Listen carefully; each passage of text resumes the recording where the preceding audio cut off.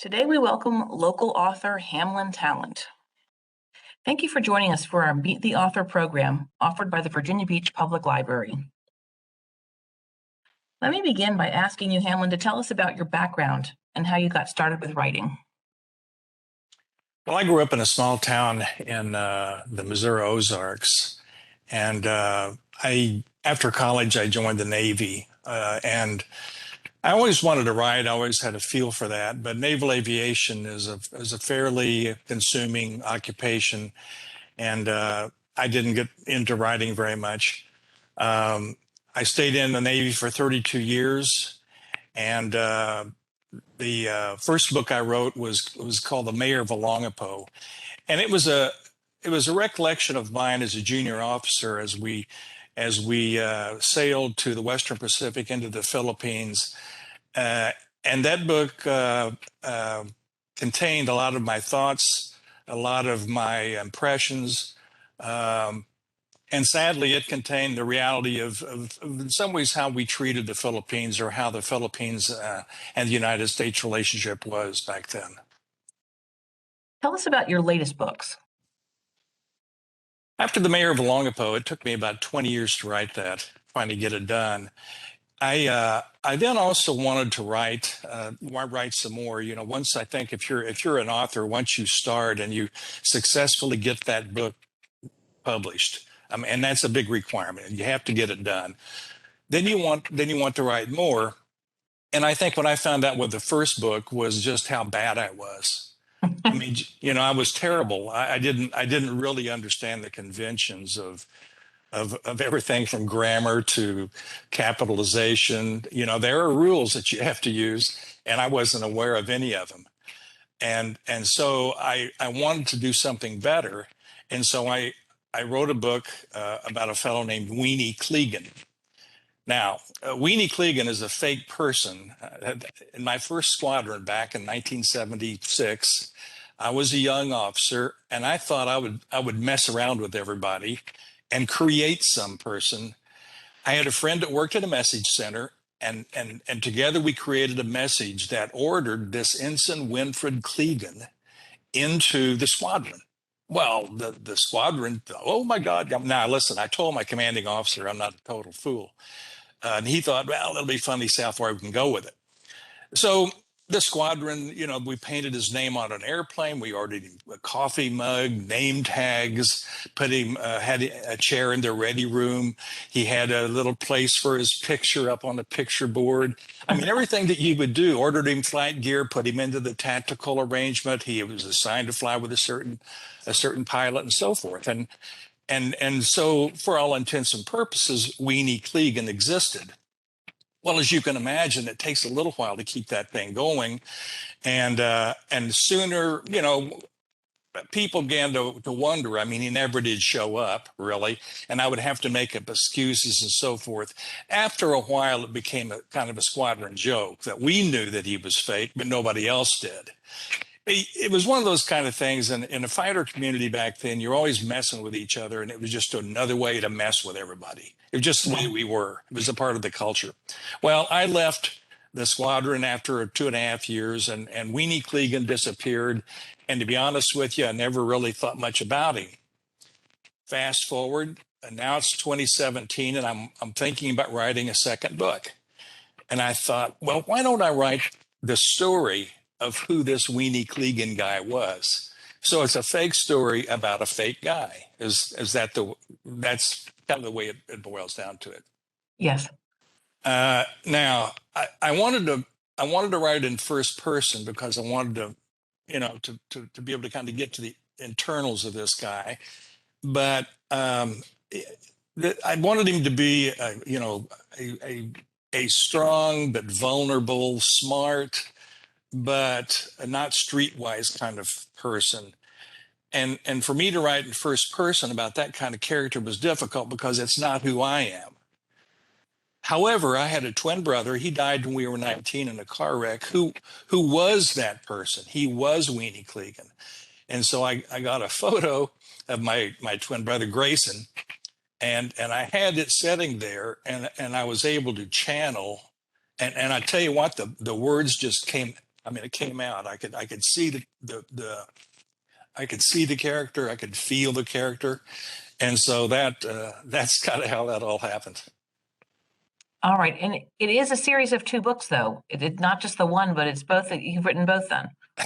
Yeah, Chris. It's so the first book took him from being a kid growing up in Missouri, and and he joins the Navy after watching Tora one night. He gets all, oh, I got to go join the Navy, and it takes him through the initial part of that. He flew in Vietnam. It took him through that kind of phase.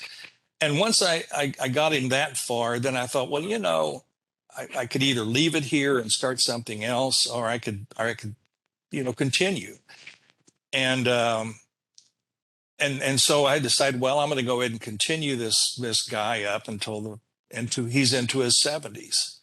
So I carried him out the rest of his.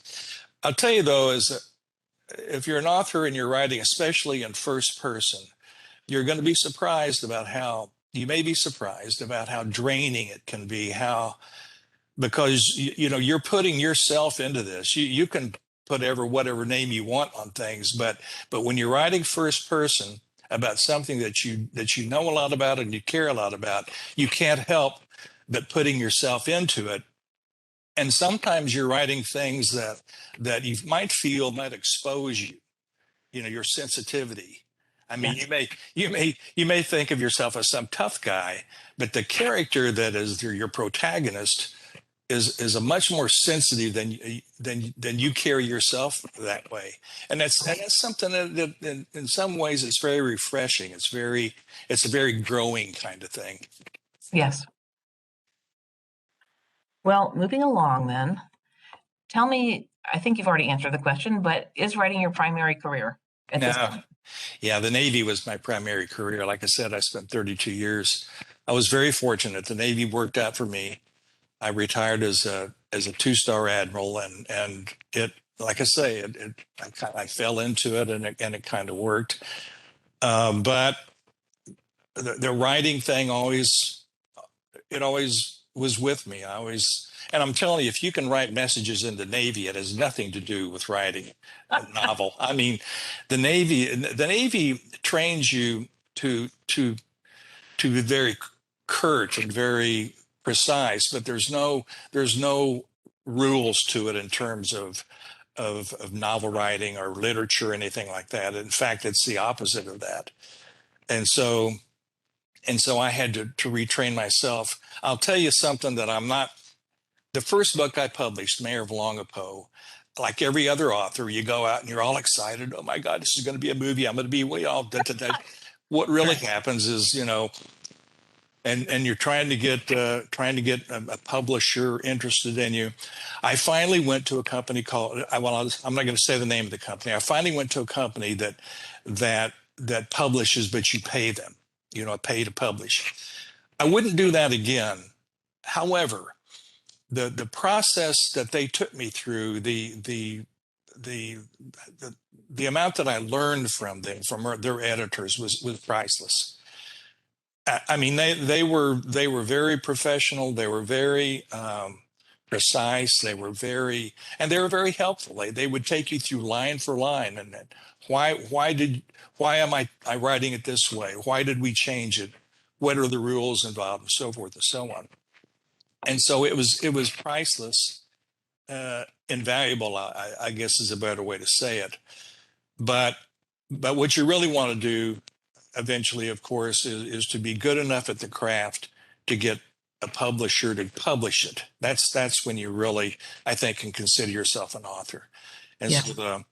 so the Weenie Clegan series was published by my company, and in fact, they liked the Mayor of Olongapo so well that they republished that.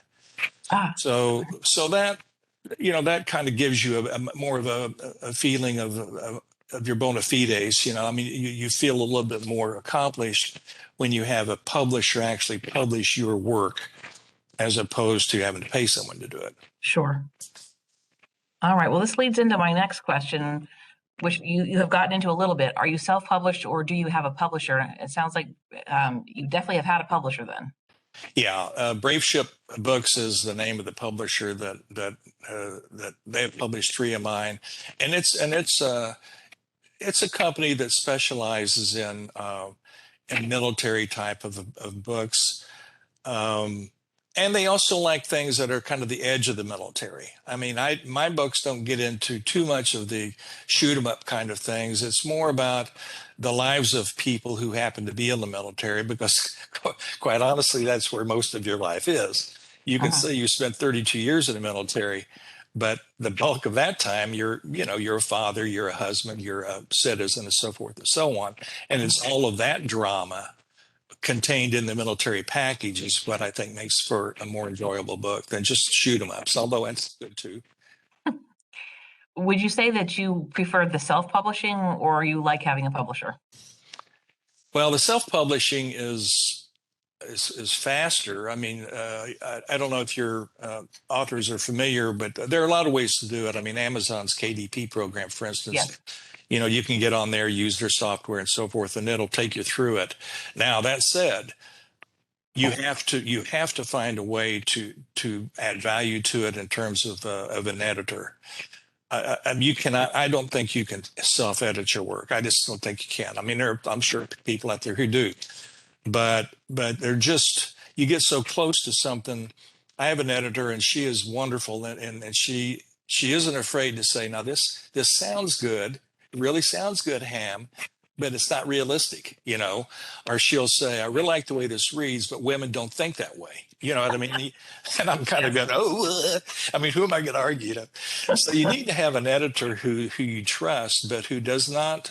But I mean, it's nice if they're nice, but you need an editor though that's going to call you on things and question what you're thinking and why you say this and why would you say that, and is that realistic and things like that. Mhm. So I guess to answer your question, it's better I think to have a publisher, especially if they can bring some of this value to you. Now, Yeah. I had editors and such help from the company, but I also hired my own editor because I wanted to have a good product that I passed to the publisher. I didn't want to give the editor something that was kind of a that was not very good, because one, it's not fair to them, and two, it just slows the process down, and three, if it's bad enough, they're not going to take it. All right.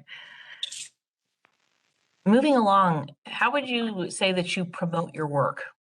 That's a weakness, Chris. That is a weakness, and I think I I publish, or I'm sorry, I advertised on Amazon and advertise a little bit on Facebook, but um, and I say weakness in that I think I'm going to have to be more physically present in that space. I mean, I have to.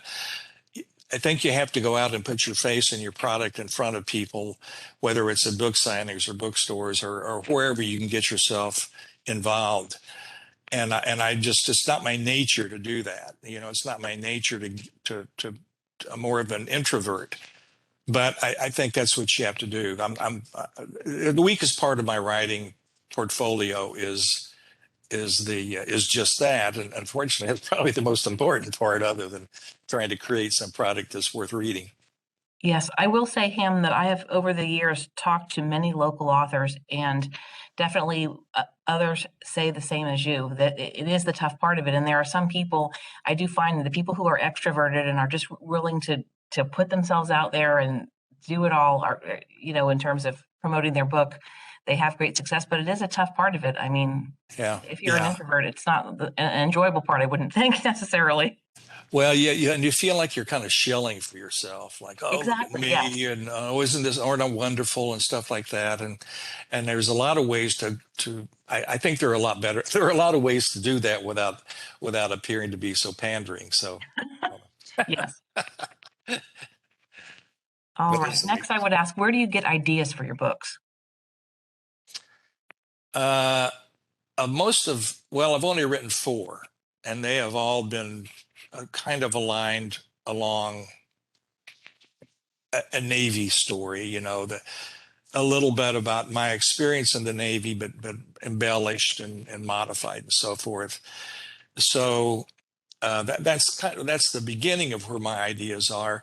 But then you start thinking, for instance, there's a book that I did self-publish called The Mayor of Successive Miracles. And I wanted to write a book where the protagonist was an absolute jerk. You know, most of the time your stories, you know, the person is likable. But I wanted to, so I rolled up every rotten guy I ever knew and put and put them all into the person of this guy named Jack Grant. I mean, he was wonderfully selfish. I mean, it just perfectly a perfect ass, you know. So I guess I could say that word. And so that was fun, and the inspiration of that just came from wouldn't it be wonderful to try to take someone that you just can't stand and then kind of roll it out. Yes. What would this person do? I mean, is it possible for this person to be this hideous? Oh, yes, it is. You know, it's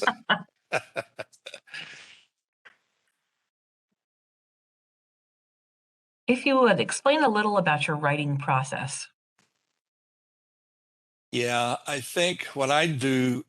I know I've talked to people who are successful at this, and they are much more meticulous about outlines and things like that. But what I do is I will come up with just a thought, like I told you about the Mayor of Successive Miracles, or the Mayor of Olongapo, or you know, where a young officer goes in the Philippines is just shocked really by what he sees, um, and yet remain true, you know, to the times. You don't want to over embellish and make it untrue. Uh, or it would be a story about Weenie Clegan, where it's you know something that I feel powerful about, strongly about. Some I think the key to it is you have to have something you want to say. If you're an author, you may not say it, but your characters will. But you have something you want to say about something, and let's say it's about the general good nature of somebody, or it's the general difficult times that a person has, or it's the so I start off with a very wide, very wide kind of aperture. We call it funnel navigation in the military, where you start off very wide and then slowly start working your way. Yes. So when I start, I don't necessarily have an ending to it. I don't. I want to let the character, the protagonist, take me there. Yes. What does that man or woman do? How does that man or woman?